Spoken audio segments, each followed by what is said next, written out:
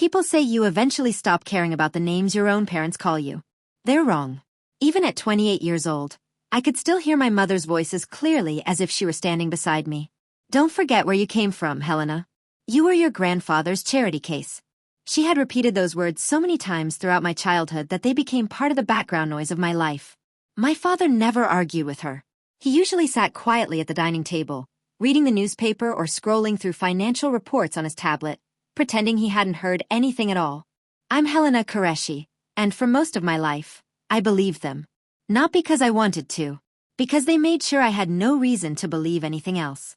According to my parents, my grandfather had insisted on raising me alongside them after I was born because he felt sorry for me. They never explained exactly why. Whenever I asked questions, they changed the subject or told me I was being ungrateful. As a little girl, I learned that some questions came with consequences. So I stopped asking.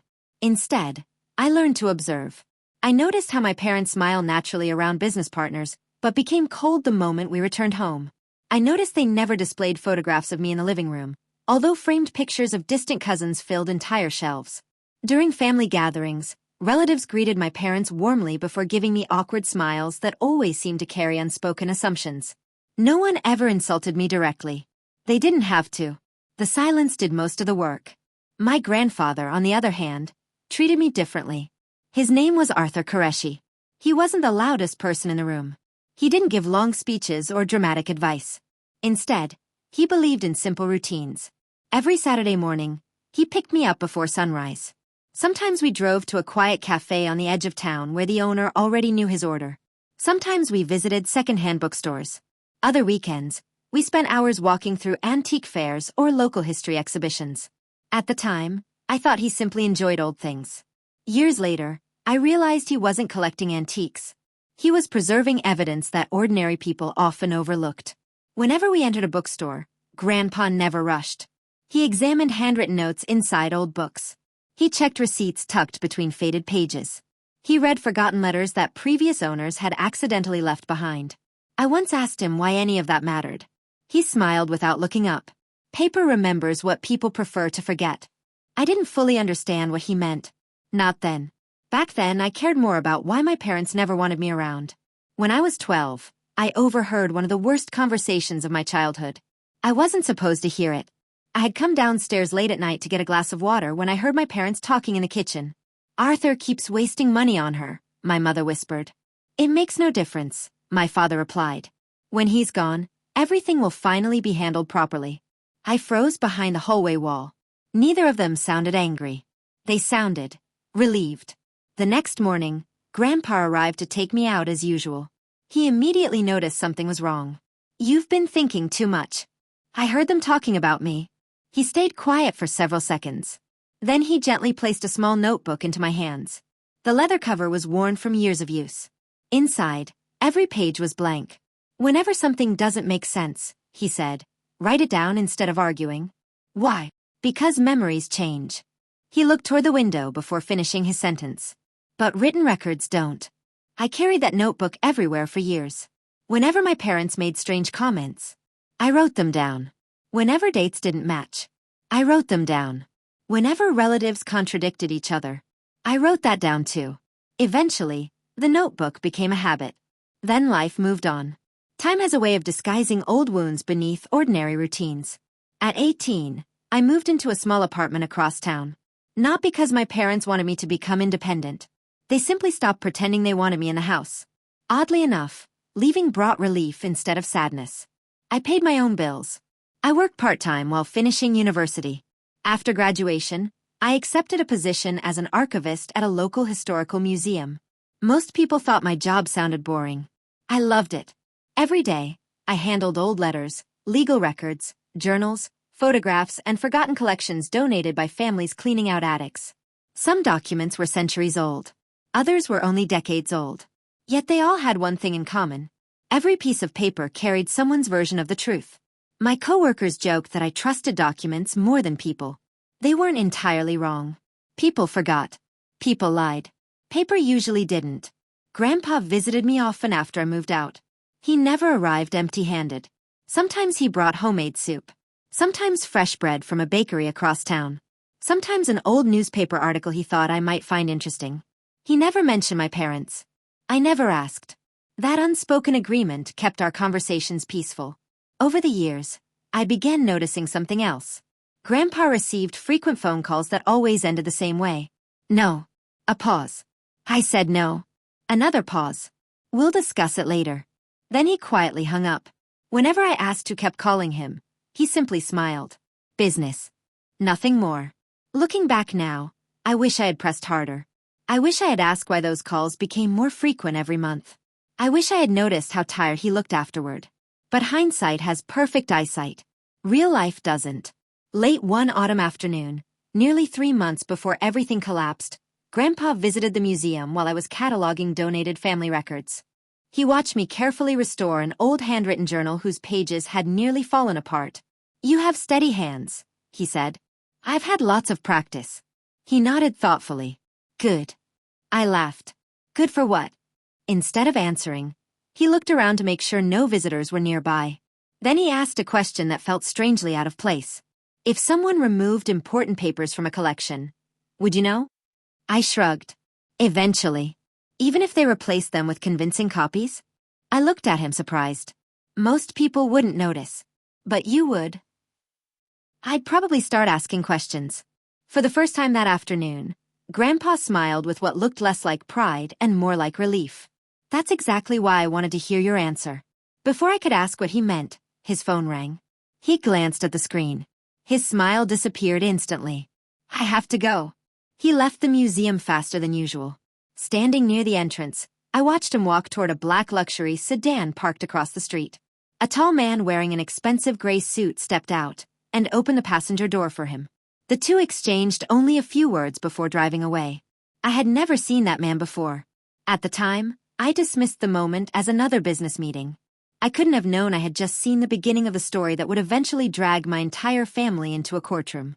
3 months passed without anything unusual. At least, that's what I believed. Life settled back into its predictable rhythm. I spent weekdays at the museum cataloging donated collections, weekends catching up on laundry, grocery shopping, and occasionally meeting Grandpa for breakfast. He still looked healthy enough. Maybe a little quieter. Maybe a little thinner. But nothing that made me think I was running out of time. Then my phone rang at 5:42 on a rainy Thursday morning. I knew something was wrong the moment I saw the caller ID. It was Margaret Ellison, Grandpa's housekeeper. She never called me directly. When I answered, all I heard was uneven breathing before she managed to speak. "Helena." Her voice cracked. "I'm so sorry." Those 4 words were enough. Everything after that became a blur. By the time I arrived at Grandpa's estate, police vehicles were already parked outside. Rain covered the long driveway in shallow puddles. Neighbors stood beneath umbrellas, whispering quietly. An ambulance remained near the front entrance even though its lights had already been turned off. The silence felt heavier than the rain. Margaret met me at the door with red eyes. She hugged me without saying anything. There wasn't anything to say. Arthur Qureshi had passed away peacefully in his sleep sometime before sunrise. The doctors believed it had been his heart.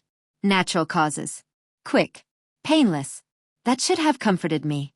Instead, I felt strangely empty. Inside the house, every familiar object reminded me of him.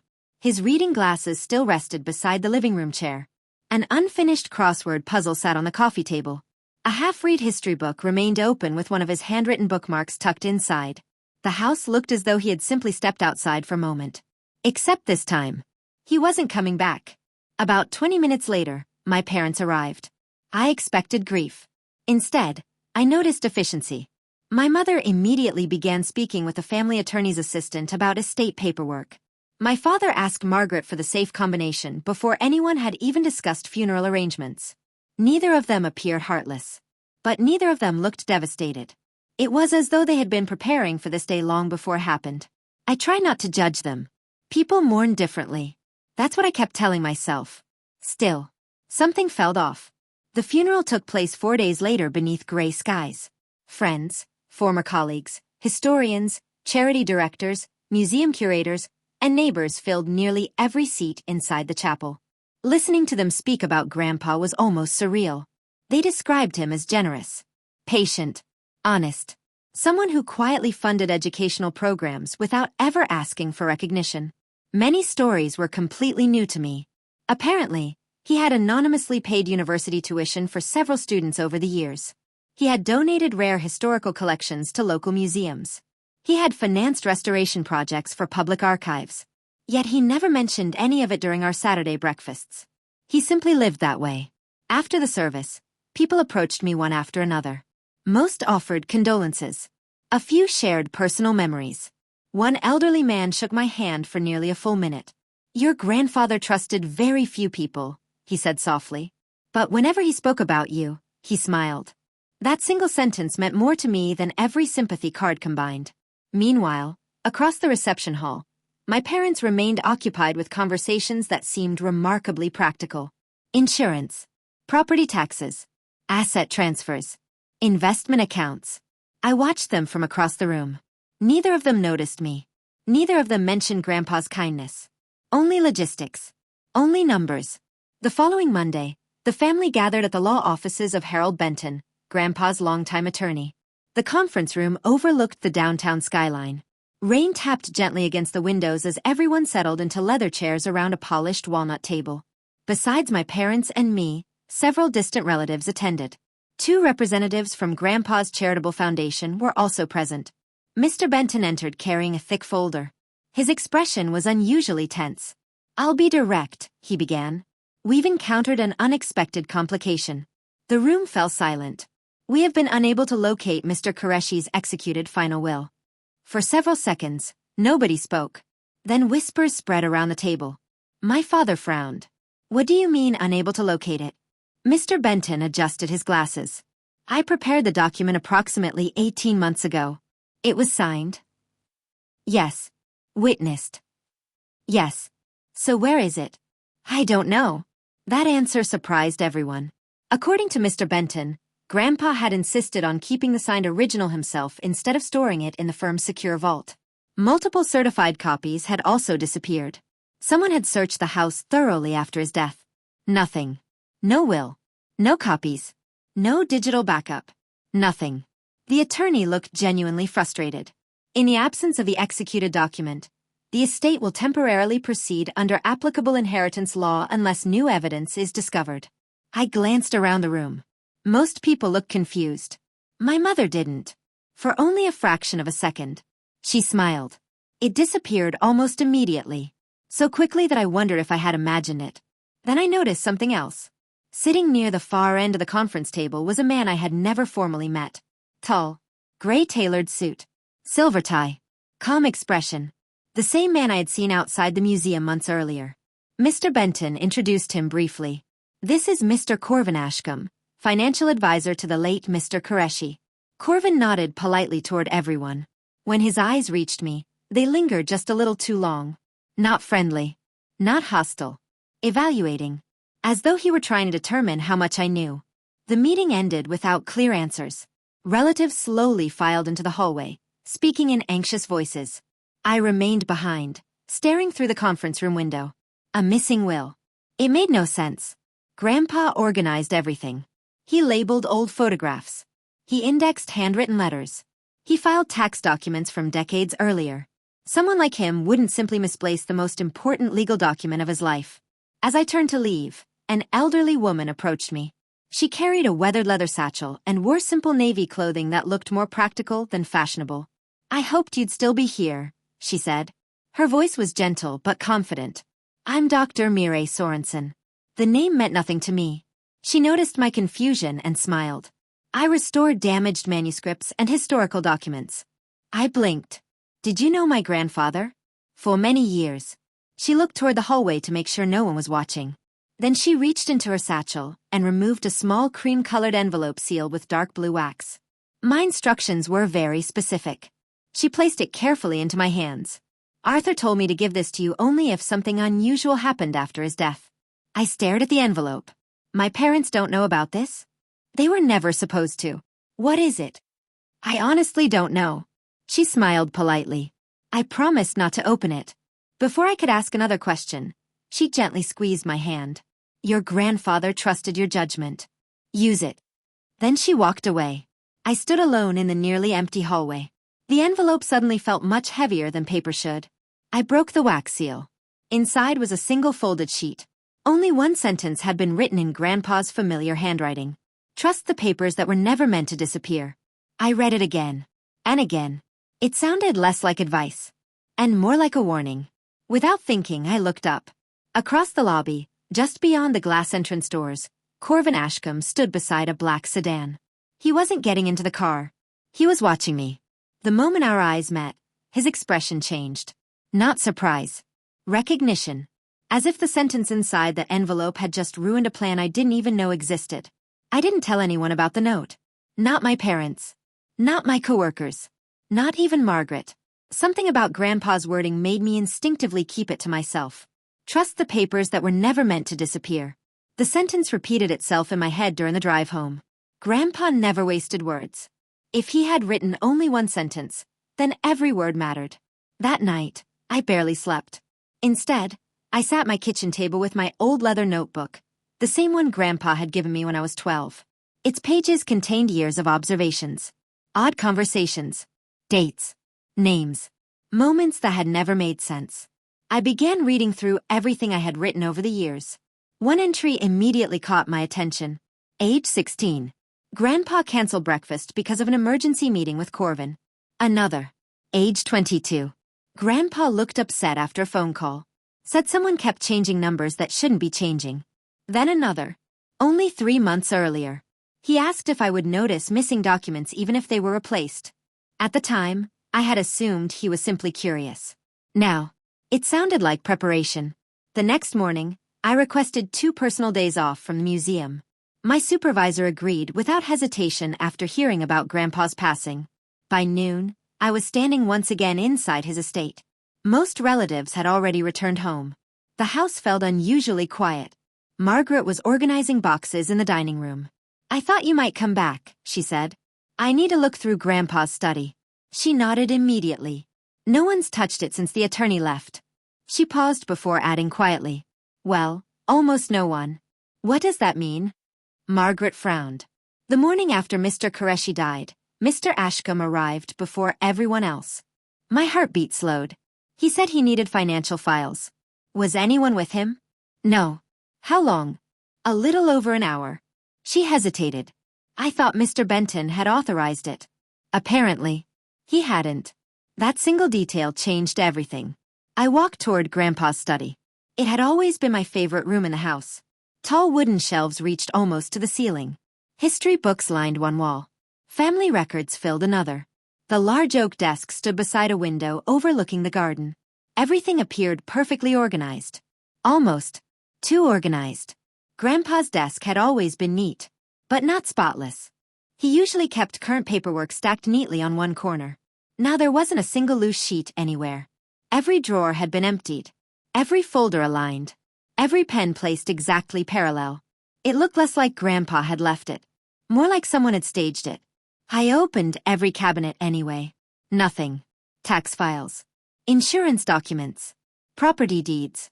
Routine correspondence. Everything ordinary remained. Anything personal was gone. Family journals. Handwritten notes. Appointment calendars. Even his old address books had disappeared. Whoever searched this room hadn't wanted valuables. They wanted information. Hours passed. I examined shelves.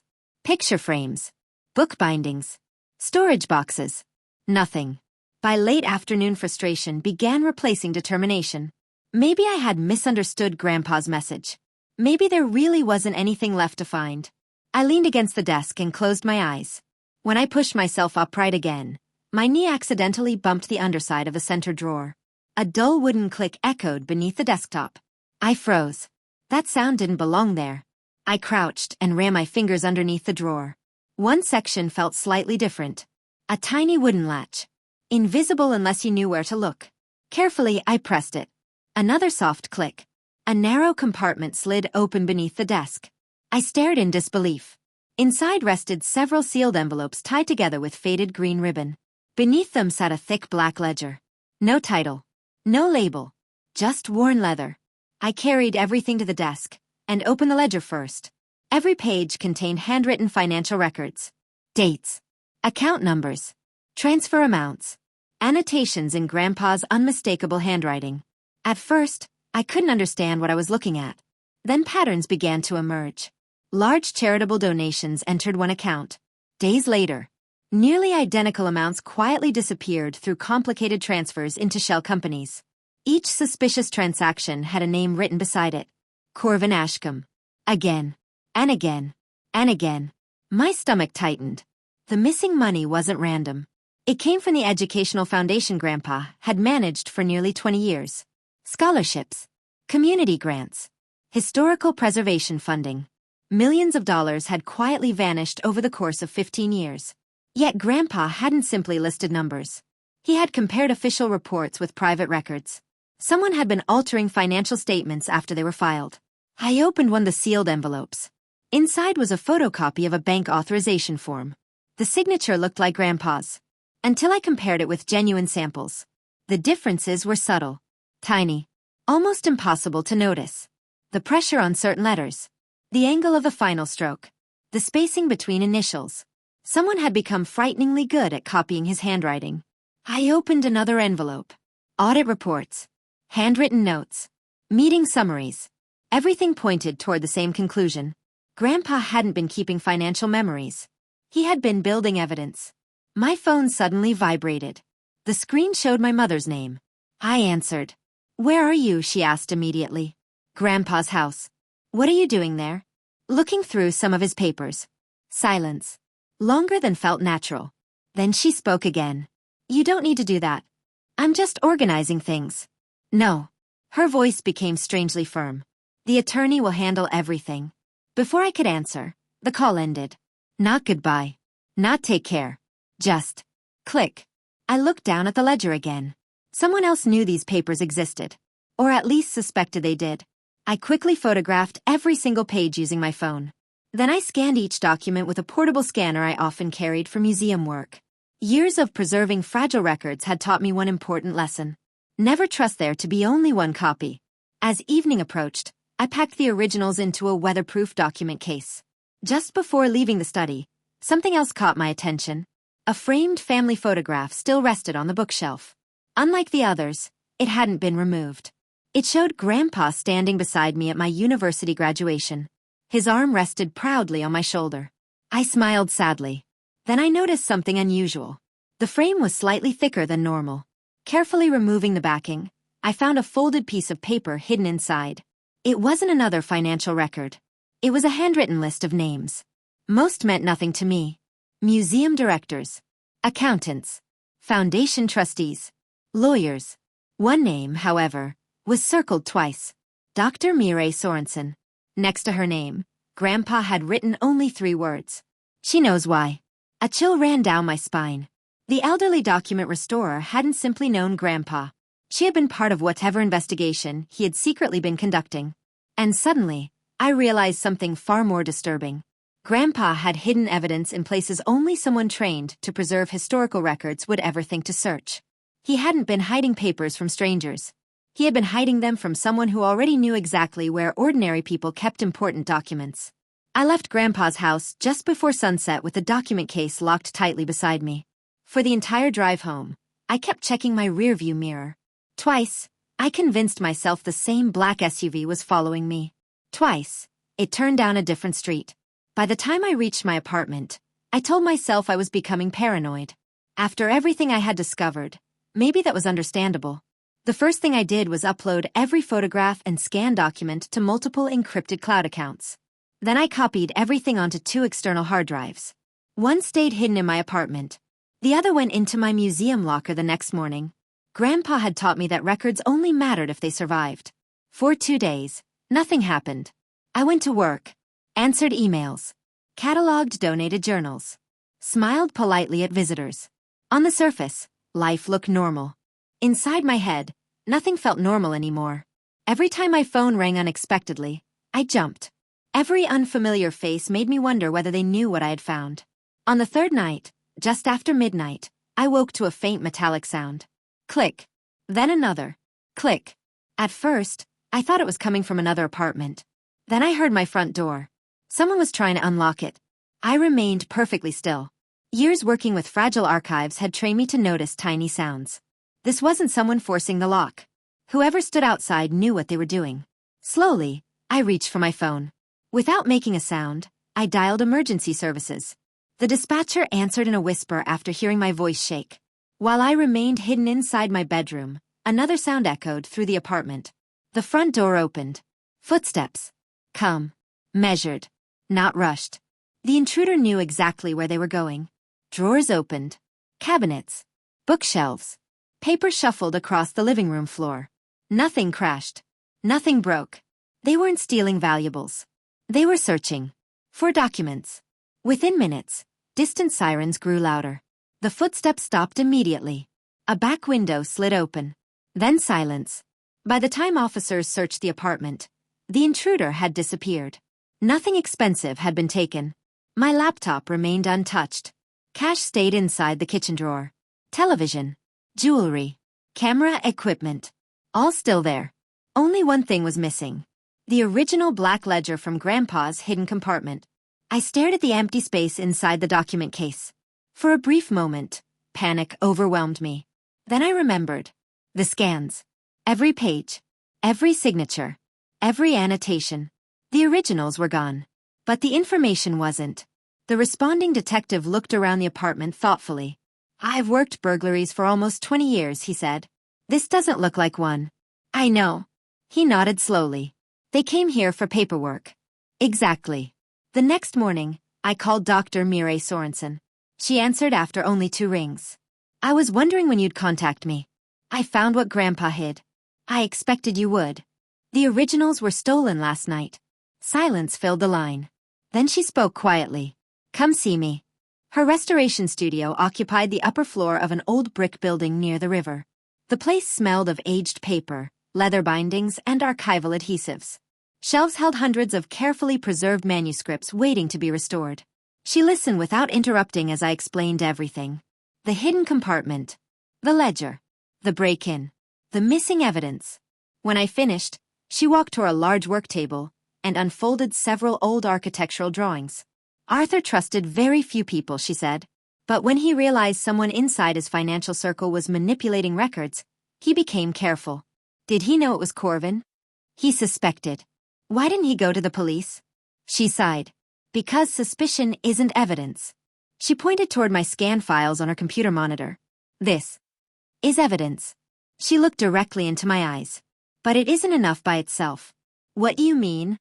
"Financial crimes aren't solved by finding one stolen ledger." She tapped one page gently. "They're solved by proving every number, every transaction, every account, every forged report, every false audit. One missing piece could allow an entire defense to argue reasonable doubt." "So what do we do?" She smiled for the first time that morning. "I know someone." His name was Elias Wren. Unlike detectives, he rarely carried a badge. Unlike attorneys, he rarely appeared in court. He was a forensic accountant whose entire career revolved around reconstructing financial histories that criminals believed had been erased forever. When we met later that afternoon, he looked more like a mathematics professor than an investigator. Neatly pressed shirt, simple glasses, a notebook filled with handwritten calculations. He shook my hand politely before opening my scan documents. Within minutes, he stopped speaking. He simply read, occasionally making small notes, occasionally comparing one page against another. After nearly an hour, he finally leaned back. "This is impressive. Can you prove it?" "Not yet." The answer disappointed me. He noticed. "But I think I can prove something bigger." Over the next 7 weeks, Elias practically disappeared into the numbers. He obtained public non-profit filings, historical banking records, archive tax submissions, foundation board minutes, independent audit reports, everything legally obtainable. Meanwhile, I continued helping from the museum. Many financial reports had been donated to regional archives years earlier. Documents Corvin probably never realized still existed. Some contained handwritten corrections. Others preserved earlier versions before later amendments. Piece by piece, a timeline emerged. Money entered Grandpa's educational foundation exactly as expected. Scholarships were approved. Budgets were allocated. Then, shortly afterward, revised accounting reports quietly redirected portions of those funds through consulting contracts, maintenance invoices, and administrative expenses that existed only on paper. The shell companies receiving those payments all traced back to one network. Companies connected to Corvin Ashcombe. The pattern stretched across 15 years. Millions of dollars. Stolen so gradually that almost no one noticed. But the biggest discovery came completely by accident. One afternoon, while reviewing archived board meeting minutes, Elias stopped reading and looked at me. "Helena, you need to see this." He turned the document toward me. One sentence had been highlighted. The minutes recorded a disagreement years earlier between Grandpa and Corvin over a proposal to reduce scholarship funding. Grandpa had rejected it immediately. Corvin argued the missing funds could be explained another way. The handwritten note beside the discussion made my chest tighten. Public attention remains focused on Helena's personal support. Continue allowing that assumption. I read it twice. Then a third time. I could barely breathe. For nearly 20 years, people believed Grandpa spent extraordinary amounts of family money supporting me. Not because it was true, because someone had deliberately encouraged that story. If relatives questioned disappearing finances, they blamed me.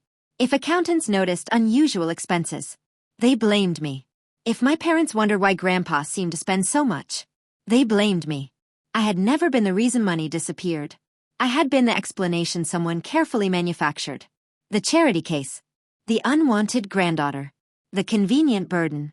None of it had happened by accident. It had been the perfect cover story. And the person who benefited from that lie had been standing beside my family all along. Nearly 3 months after Grandpa's funeral, the case finally reached court. By then, it was no longer a simple dispute over an inheritance.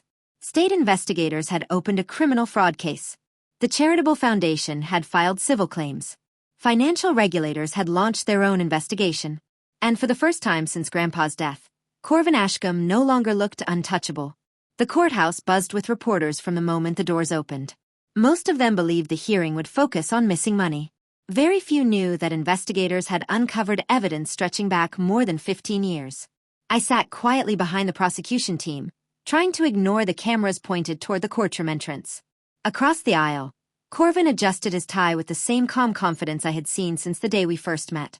If he felt nervous, he didn't show it. His attorneys certainly didn't.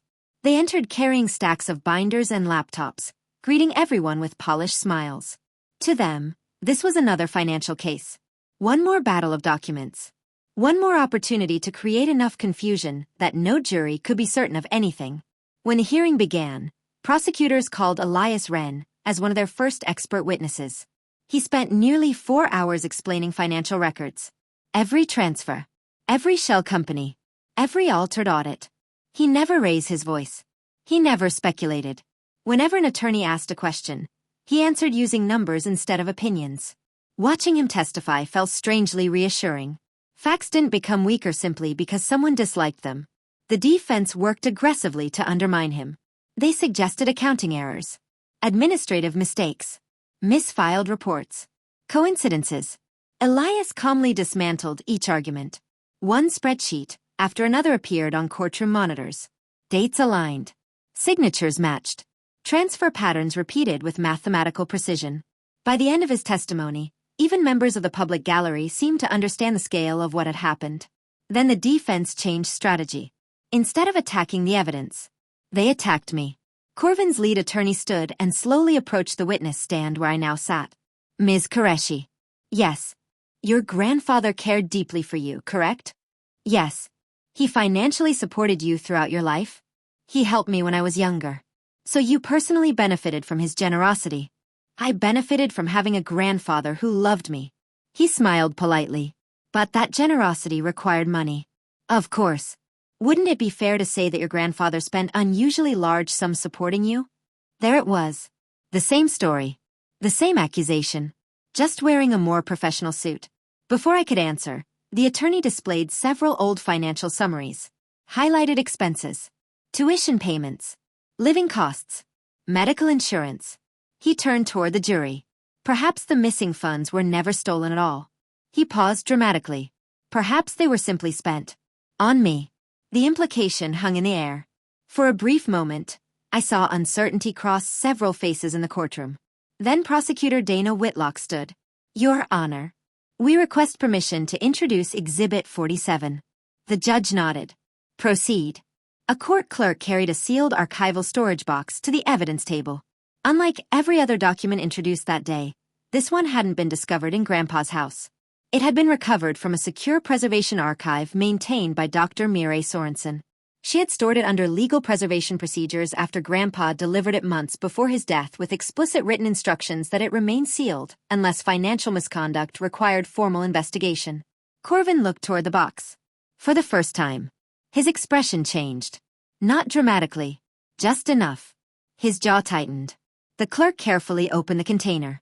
Inside rested several authenticated originals. Among them was a notarized sworn statement written and signed by Grandpa himself. It wasn't a will. It wasn't an inheritance document. It was a legal declaration prepared months before his death. The prosecutor handed copies to the judge, the defense, and the jury. Then she began reading portions aloud. Arthur Qureshi described growing concerns over unexplained discrepancies inside the charitable foundation. He documented repeated attempts to verify financial reports that no longer matched original accounting records. He explained why he quietly sought independent document preservation instead of confronting anyone immediately. He feared evidence might disappear before investigators could examine it. Every sentence sounded exactly like the man I had known. Measured. Careful. Never exaggerated. Never emotional without reason. Then came the passage that changed everything. I have become increasingly concerned that false assumptions regarding my granddaughter, Helena Qureshi, have been encouraged to distract attention from the foundation's finances.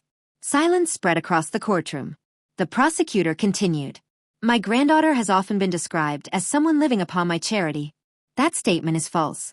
I have intentionally allowed public misunderstanding to continue while documenting financial misconduct because correcting the rumor too early would have alerted the individual responsible. I stared at Grandpa's handwriting. Even after his death, he had been protecting the investigation, protecting the evidence, and somehow, protecting me. The prosecutor turned one final page. This declaration is submitted with the expectation that if Helena is present during any future legal proceedings, she should know one thing without doubt. She looked toward me before reading Grandpa's final words. She was never my charity case. She was the only member of my family whom I believed would preserve the truth even if everyone else accepted the easier lie. I couldn't stop the tears. Not because of the inheritance. Not because of the courtroom. But because, for the first time in my entire life, someone had publicly erased the label that had followed me since childhood. Across the courtroom, I looked toward my parents. Neither of them looked at me. My mother's eyes remained fixed on Grandpa's statement. My father slowly removed his glasses and rubbed his face with trembling hands. They weren't reacting to money. They were reacting to 20 years of misplaced belief. The defense tried to object. They questioned timing, intent, procedure, authentication. It didn't matter. Dr. Mireille testified immediately afterward, explaining the preservation process, chain of custody, and forensic verification of every document. Independent handwriting experts confirmed Grandpa's signature. The notary confirmed the declaration. Every legal requirement had been satisfied. Corvin's attorneys had prepared for disputed accounting. They had not prepared for Arthur Qureshi himself to testify through a legally preserved sworn statement. As the afternoon ended, the judge ordered the statement admitted into evidence in its entirety. For the first time since the proceedings began, Corvin looked directly at me. Gone was the polished confidence. Gone was the quiet smile. What remained was something much simpler. He had finally realized the story he'd spent years controlling no longer belonged to him. The final day of the trial arrived 6 weeks later. By then, the courtroom no longer felt intimidating. It felt familiar. Almost routine. Reporters filled the gallery once again. Former scholarship recipients sat quietly in the back rows. Employees from Grandpa's charitable foundation came together, hoping to hear the decision that would finally end months of uncertainty. I wasn't thinking about headlines.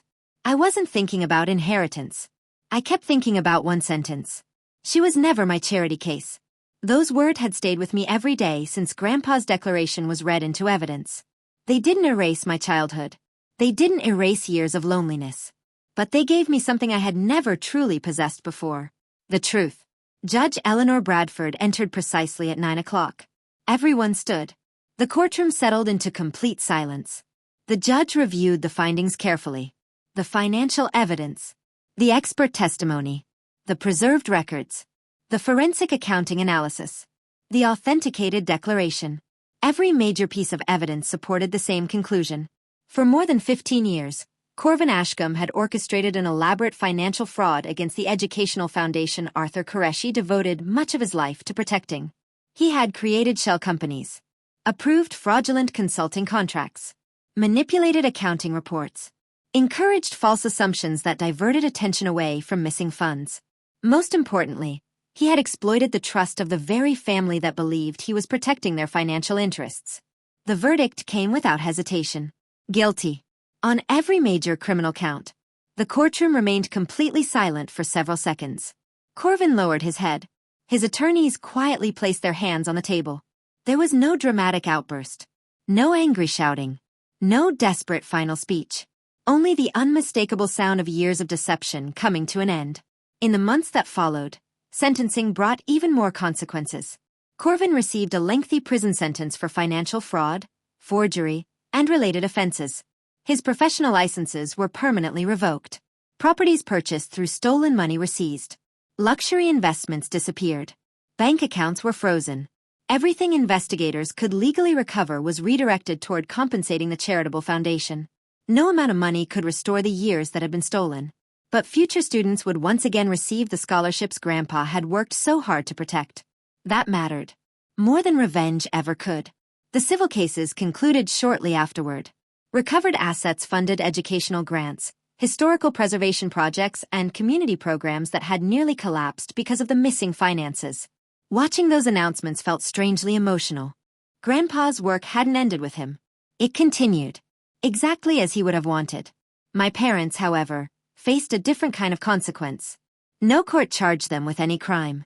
Investigators confirmed they had never knowingly participated in the fraud. They had simply believed the wrong person for far too long. One Sunday afternoon, several weeks after sentencing, they asked if they could visit my apartment. I almost said no. Instead, I agreed. We sat around the same small dining table where I usually sorted museum paperwork. No one spoke for several minutes. Finally, my father broke the silence. I owe you an apology. His voice sounded older than I remembered. I should have asked questions years ago. My mother stared at her hands before speaking. I thought I understood your grandfather. She swallowed hard. I was wrong. There were tears in her eyes. Real ones. Not for losing money. Not for public embarrassment. For realizing they had allowed someone else's lies to define their relationship with their own daughter. I don't expect forgiveness, my mother whispered. I know. And I know saying sorry doesn't repair 20 years. It doesn't. Silence returned. For a long time, none of us moved. Eventually, my father looked around my apartment. His eyes stopped on the old leather notebook Grandpa had given me as a child. You still have it. I always will. He nodded slowly. I wish we had listened to him more. So did I. Before leaving, my parents hugged me for the first time in years. It felt unfamiliar. Not magical. Not life-changing. Just a beginning. Forgiveness isn't a single decision. It's a process. Some days are easier than others. I chose to leave that door open. Whether we would ever become a close family again remained uncertain. But uncertainty no longer frightened me. Lies had. Truth didn't. Several months later, the museum announced a new permanent exhibition honoring local philanthropy and historical preservation.